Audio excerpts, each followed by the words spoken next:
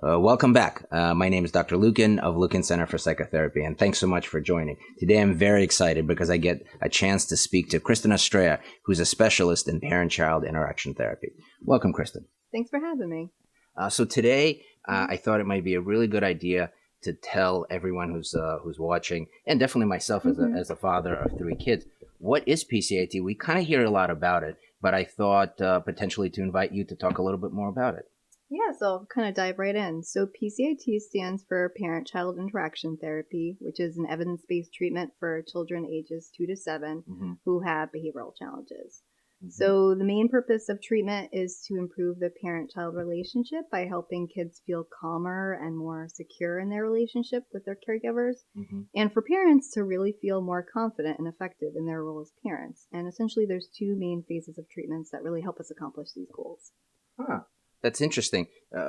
One of the things that comes to mind is that oftentimes people call in for either parenting or they call in for child work. I guess what I'm hearing is that there's like an interaction component, that it's a little bit of both. Could you maybe talk a little bit more about that? Yeah, so a lot of programs usually focus on either the parent or the child, and PCIT really takes parent and child at the same time and works with them together. So it's really taking the behavioral components used in most parenting programs and the play therapy skills used typically individually with children, and it blends it all together. And it's really even different than a lot of other therapies because in most cases in therapy, the therapist is in the room. Right. In PCIT, we actually use what's called a bug in the ear approach, and that's where parents actually wear wireless headphones, and the therapist is speaking to them in their ear, either on the other side of a one-way mirror if we're doing in-person therapy, or on the other side of a screen if we're doing telehealth. Huh. Wow. So, I mean, obviously we're doing this video during COVID, so this must be really easily adapted towards a telehealth approach.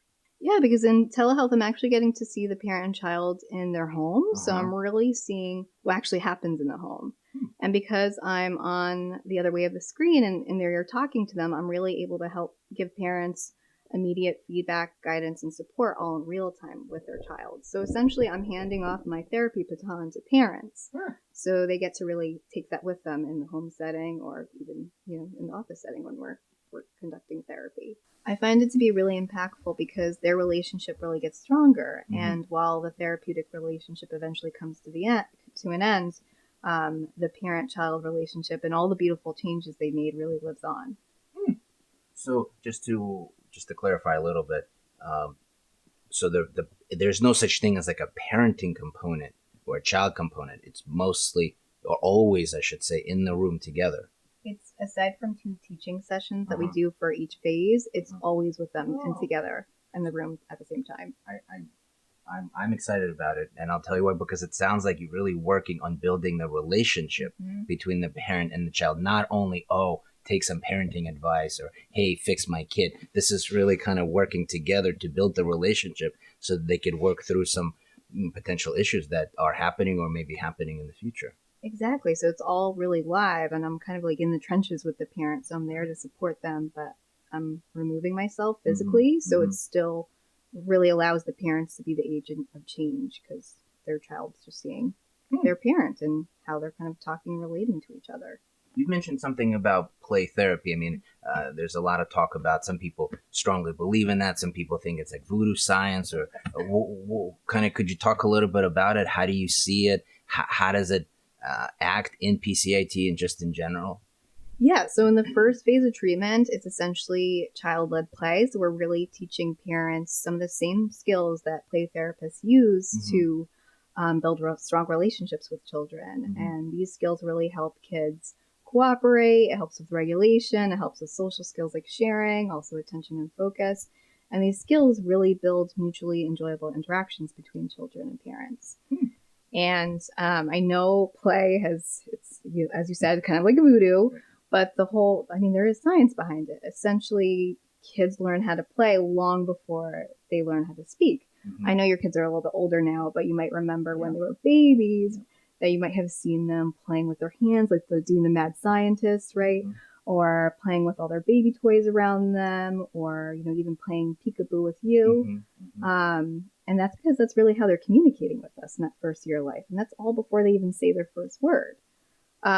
So, even though most children ages 2 to 7 have the ability to speak, it's still something that's developing. So play continues to be their primary language, and toys really act as their words. And this is really how they're expressing their inner world to us.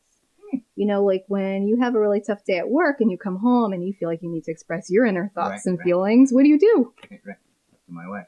Yeah, and when you talk to your wife, Paula, do you feel heard and connected with her? Absolutely. Yeah, and that's because she's really taking time to listen to you and talk to you on your level.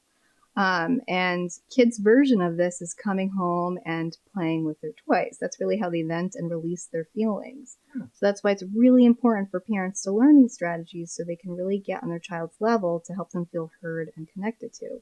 And when children feel connected, they're better able to learn, they're better able to accept limits, and ultimately follow directions. So that's why we really focus on this phase first.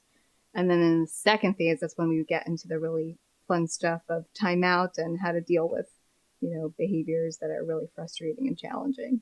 So play therapy is really more than just like doing nothing. It sounds like there's a science behind it. There's a lot to it. It sounds like that's the way kids communicate. And I'm just thinking also about my kids and just in general.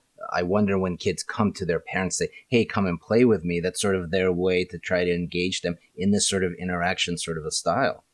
Yeah, that's really their way of saying like, hey, I want to tell you something, right? I want to tell you about something that's going on. It's just they don't really have the language to be able to do that yet. So that's why the toys really act as this release for them. Oh, that's very interesting because it's definitely applicable to this idea of developing the strong relationship and using that relationship for improvement. But I'm sure there's also techniques in terms of how to help and guide the parent during this. And kind of jumping right into it, I'm sure that PCIT builds on the relationship. Obviously, play is a big part of the beginning stages, but also kind of reflecting on just parenting in general. There's a lot of controversy in this field about the idea of timeouts. There's a lot of controversy about behavior chart. Some people strongly believe it, others don't. Some clinicians do, others don't. What's PCIT's sort of thoughts on this idea? PCIT supports timeout and it's part of treatment, but I can definitely relate to a lot of people out there because I actually had my own issues with timeout when I first started training in this model. Because ideally we would all be able to be the calm adult in the room, helping kids express their feelings and contain their feelings and all the behaviors that often come with them. And then when I learned what timeout actually entails, I realized it really does actually support this ideal because what it's doing is teaching parents how to consistently, calmly and respectfully help their kids when they're showing early signs of dysregulation. When we really think about it, when kids are having trouble following directions or they start whining, those are really early signs that they're having a tough time and needing our support. And timeout's a way to kind of pause, right? It really allows parents to take a moment to use and model their own coping skills so that by the time timeout's over, there's more emotional space for both to really reconnect. So it's less of a punitive way and more about to stop, pause, reflect, find more effective strategies, how to regulate how the child feels, and hopefully move from there. Yeah, exactly. Because the parent's actually in the same room with them while they're doing timeout. So it's I have parents just use their own breathing in front of their child. So and kids when they're really upset, they learn best by watching because that part of the brain of being able to listen and reason is totally offline. So this is a way for them to still work on the relationship together. Sure. Oh, wow. That's interesting. It just echoes to this idea. As you know, I work with a lot of couples and we do emotionally focused therapy, which is literally focusing on the relationship first and sort of the behavioral strategies maybe a little bit later. This is exactly what it sounds like. If the relationship is good, if one person can model to the child how to use some of those strategies, the relationship builds and the kid could learn from what the parent is doing. And it's beneficial to the parent and to the child and to the relationship. Yeah, because they're really learning how to be together and kind of meet both their needs together, right? When we really think about it, the parent-child relationship, that's really kids' first idea of what relationships look like, So if we can make them stronger and teach kids, how to meet their needs in a way that is beneficial to the other party involved, it's something they're going to carry with them to all relationships, whether it's friendships, romantic partnerships down the line. It trickles down. Wow. So that's that to me, that's pretty amazing, because then you're really combining the best of child work, the best of parenting, and you're adding in that there's a stronger bond after they leave the treatment. Yeah, it's really lasting, right? It's the whole point is to really repair their relationship and help them grow together. Wow.